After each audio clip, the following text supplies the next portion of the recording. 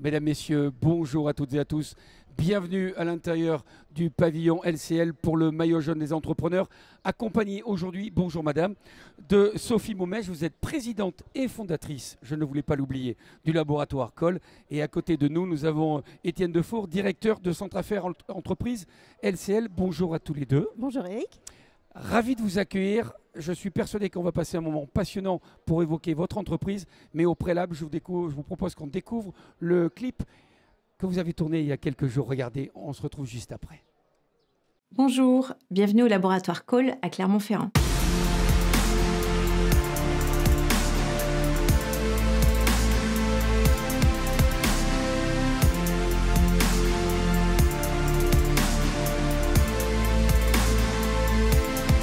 J'ai créé les laboratoires Col en 2020 pour développer et commercialiser des médicaments dans les maladies rares, plus particulièrement en ophtalmologie et encore plus particulièrement au niveau de la cornée. Aujourd'hui, nous avons 2 médicaments qui sont mis à la disposition des patients. Le premier, c'est dans la prévention du rejet de greffe de cornée et le deuxième pour le traitement des néovaisseaux de la cornée. Nous sommes très fiers aujourd'hui, avec notre équipe de 18 personnes, de pouvoir commercialiser ces produits et les mettre à la disposition des ophtalmologistes et bien entendu des patients. Nous avons réellement changé de braquet en 2021, car jusqu'alors nous étions distributeurs avec un contrat sous licence.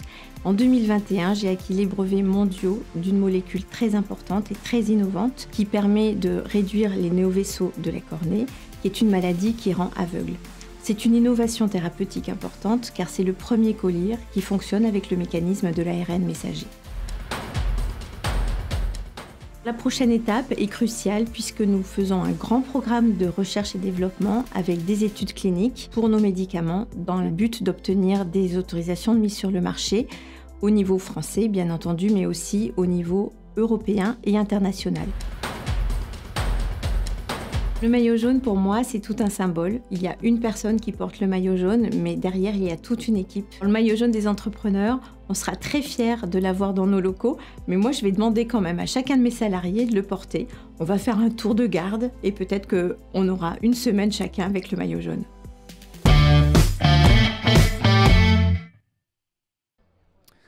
Mesdames, Messieurs, comme d'habitude, je ne vous cache rien, pendant le film, on discute vraiment à bâton rompu de cette entreprise, mais au-delà de ça, de l'entrepreneuriat et déjà d'être une femme à la tête d'une entreprise.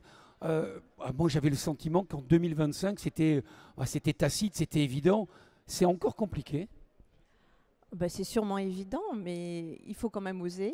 Et chez nous, les femmes, c'est bien connu qu'on ose moins que les hommes. Donc il faut se lancer. Et puis quand on est investi d'une mission et puis d'un beau produit, d'une belle idée et d'une belle mission, ça va tout seul. Comment arrive-t-on à se spécialiser ? Quelle est la réflexion qui vous amène à vous spécialiser ? On parle de cornée dans le sujet. Qu'est-ce qui vous amène à aller dans cet univers ? Est-ce que c'est, pardon, je mets les pieds dans le plat, est-ce que c'est par opportunisme, par passion, par curiosité ? Qu'est-ce qui vous amène ? Alors, moi, je suis pharmacien de formation. Et donc, j'ai travaillé pendant 25 ans dans l'industrie pharmaceutique, dans un laboratoire d'ophtalmologie. Donc déjà, je baignais dans ce milieu-là. C'est déjà une niche en soi. Et puis, au bout de 25 ans, j'ai voulu m'occuper de maladies rares de l'œil qui n'étaient pas couvertes et pour lesquelles les médecins avaient encore des besoins. Donc en 2020, j'ai créé ma société vraiment spécialisée dans les maladies rares de l'œil. Quel est le regard ou quel fut le regard de ceux qui vous entourent quand vous avez décidé ça ? Est-ce que vous étiez seul au combat ? Vous avez dû convaincre ? Alors, on va parler d'LCL après, bien sûr, mais d'une manière générale, est-ce que c'est quelque chose où on vous a dit « Non, mais où tu vas ? T'es complètement folle » ou alors « Génial, c'est une niche, mais il y a quelque chose à faire » ? Alors, on ne me l'a pas dit à ce moment-là, mais après, une fois que le succès est arrivé, on m'a dit « Mais on n'y croyait pas, qu'est-ce que tu es partie faire ça toute seule, créer un laboratoire pharmaceutique en France aujourd'hui ?» Et puis moi, je ne m'en suis pas rendu compte parce qu'encore une fois, j'avais mon idée, j'avais l'idée qu'il fallait trouver des produits pour des patients. Donc ça m'a fait voler, quoi. C'est génial. Et aujourd'hui, c'est la félicité ? Aujourd'hui, on est très heureux parce que déjà, on a le retour de nos patients avec 2 produits qui sont déjà commercialisés. Dont vous parlez dans la vidéo. Voilà, c'est ça, pour la cornée. Et puis, on lance un grand programme de recherche aussi pour d'autres médicaments d'avenir. Et donc, c'est vrai que la plus belle reconnaissance qu'on a, c'est nos patients qui nous témoignent beaucoup de gratitude, de ouais, gratitude, bien sûr. tout à Mais fait. vous êtes dans un univers où il faut être patient aussi, parce que les résultats, enfin, il y a beaucoup d'échecs avant d'y parvenir. C'est une leçon très morale sur la patience, sur la capacité de résilience aussi, de se dire si on échec, c'est un échec, mais on va quand même y parvenir. Comment on arrive à ça, cette sérénité? Ben, en fait, pendant 25 ans, j'ai appris l'industrie pharmaceutique. C'est long, effectivement, les développements sont longs, mais on se construit aussi pendant toute cette carrière, je dirais. Et puis, une fois qu'on a l'idée, le besoin, eh ben, on sait faire. Donc, on se lance. Et puis, dans une petite entreprise, on va vite, on est agile. Et c'est vrai qu'on va sûrement plus vite que dans les gros labos qui nécessitent d'avoir énormément de décisions. L'inertie n'est pas la même, oui. C'est ça. Les laboratoires Cole visent maintenant l'international.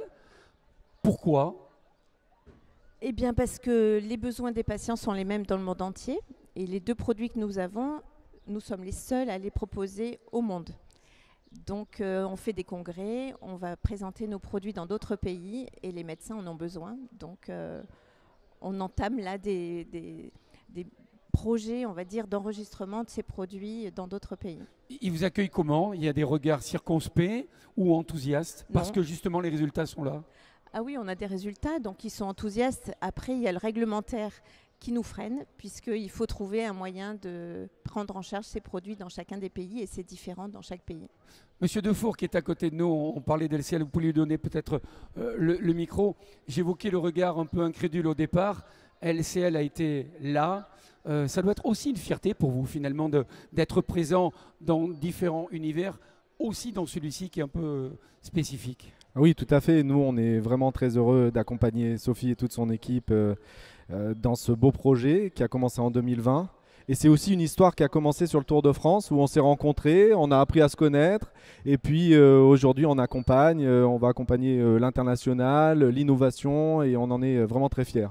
Je dis jour après jour que c'est l'humain, mais finalement, c'est encore la démonstration que l'écoute, l'échange, la capacité de savoir ce dont a besoin l'autre, c'est aussi l'une des clés de la réussite. Ah oui, tout à fait, tout à fait. Et puis on a une dirigeante qui incarne vraiment le territoire ici en Auvergne. Je sens qu'il y a un tout petit peu de chauvinisme, je ne sais pas pourquoi. Madame Omège, un mot, parce qu'on est sur le Tour de France. Alors il y a le Tour de France féminin qui va démarrer dans quelques jours maintenant. Quel regard vous avez sur le sport et sur le cyclisme en particulier? Je ne vous dis pas ça parce qu'on a un grand champion qui arrive dans une seconde. Alors sur le sport, à Clermont-Ferrand, bien sûr, Bah, on connaît le jaune et le bleu, hein, donc c'est les mêmes couleurs, donc du coup je ne suis pas dépaysée. Donc oui, je suis d'une famille de rugbymen, alors c'est vrai que c'est le sport que je suis le plus, mais je suis ravie parce qu'aujourd'hui je vais beaucoup apprendre sur le vélo et je trouve déjà que l'ambiance est extraordinaire, donc ça va être une très belle journée. Ce qui est un peu le cas souvent à Michelin d'ailleurs quand à l'ASM, et là je vais être taquin, quand l'ASM gagnait. On va accueillir Pierre Rolland qui est avec nous. Mesdames, Messieurs, champion parmi les champions. Lui, il a gagné sur le Tour. Pierre, je t'en prie, le micro est à toi. Eh bien, tout simplement, en tant qu'ambassadeur LCL, c'est avec un grand honneur que je vous remets ce maillot jaune des entrepreneurs, symbole de réussite. J'espère qu'il prendra une place importante dans vos locaux. Sincèrement, toutes mes félicitations. Bravo, bravo madame.